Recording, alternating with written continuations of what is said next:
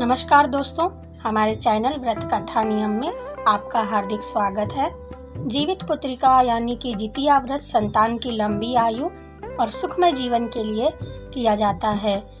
Hindu calendar के अनुसार यह व्रत प्रति वर्ष अश्विन मास के कृष्ण पक्ष की अष्टमी तिथि से लेकर नवमी तिथि तक जीवित पुत्रिका या जितिया का व्रत किया जाता है।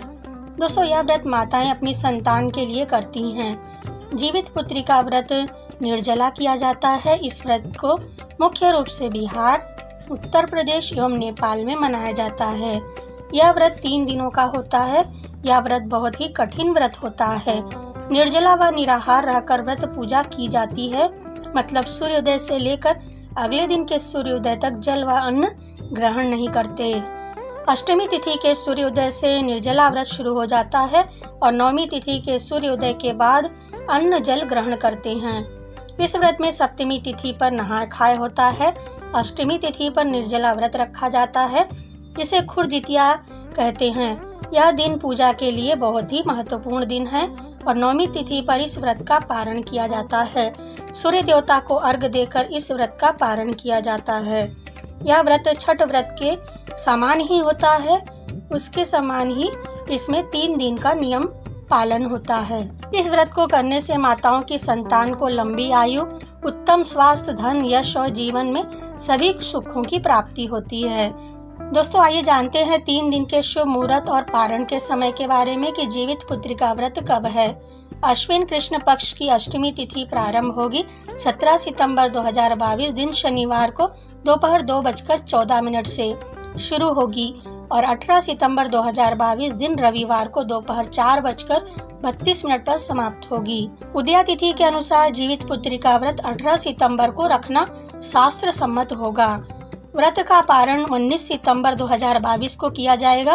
पारण का समय 19 सितंबर को सुबह 6:10 के बाद से है। दोस्तों, जितिया का व्रत 17 सितंबर से शुरू होगा और 19 सितंबर तक रखा जाएगा। जीवित पुत्रिका व्रत की पूजा विधि इस प्रकार से है। पूजा आप इस तरह से कीजिए। पहले दिन 17 सितंबर को नहाय खाए की विधि होगी। इस दिन सिर धोकर स्नान करने के बाद शुद्ध सात्विक भोजन किया जाता है। दोस्तों, व्रत को पूर्ण शुद्धता और पवित्रता के साथ कीजिए। दोस्तों, अष्टमी तिथि के दिन जितिया व्रत में कुशा से निर्मित जीवित वाहन की प्रतिमा बनाकर पूजा की जाती है। व्रत वाले दिन महिलाओं को प्रातःकाल स्नान के बाद साफ वस्त्र पहनना चाहिए और पूजा स्थल पर सूर्य नारायण और जीवित वाहन की प्रतिमा को स्नान कराकर स्थापित करना चाहिए। प्रतिमा के समक्ष धूप दीप जलाकर उन्हें सभी पूजा सामग्री और मिठाई का भोग लगाएं। इस दिन यानी अष्टमी तिथि पर निर्जला व्रत रखा जाता है। पूजा के बाद महिलाएं व्रत की कथा जरूर पढ़ें। पूरे दिन निर्जला व्रत के बाद नवमी तिथि को व्रत का पारण किया जाता है। इस दिन व्रत का समापन हो जाता है। दोस्तों, यदि आप व्रत करने की सोच रही हैं तो इस व्रत के खास नियम भी जान लीजिए। जितिया व्रत में एक दिन पहले सप्तमी तिथि को नहाय खाए किया जाता है, जिसमें व्रती महिला स्नान आदि और पूजा पाठ के बाद भोजन ग्रहण करती है। इस दिन शुद्ध और सात्विक भोजन ही खाए जाते हैं। इस दिन एक समय ही भोजन करें। नहाय खाए के दिन लहसुन, प्याज और तामसी भोजन न करें। इससे व्रती को पाप लगता है, व्रत खंडित हो जाता है। व्रत के दौरान संयम पूर्वक रहकर व्रत करें। किसी को अपशब्द ना बोलें।